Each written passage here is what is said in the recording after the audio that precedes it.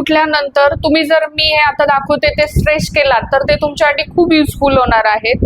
पाठदुखीसाठी, मानदुखीसाठी हे स्ट्रेचेस खूप महत्वाचे आहेत. तर सर्वप्रथम सरळ उभे राहा, हात साईडला घेऊन या प्रकारे खांद्याच्या सरळ रेषेत करा आणि या उजव्या साईडला झुका.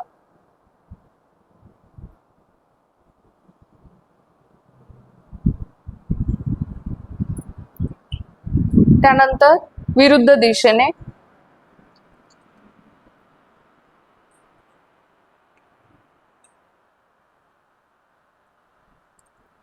दहा ते 30 सेकंद जरी तुम्ही सुरुवातीला ही स्थिती ठेवलात तरी तुमच्या पूर्ण पाठीच्या आणि कमरेच्या स्नायूंसाठी हे खूप उपयुक्त आहे.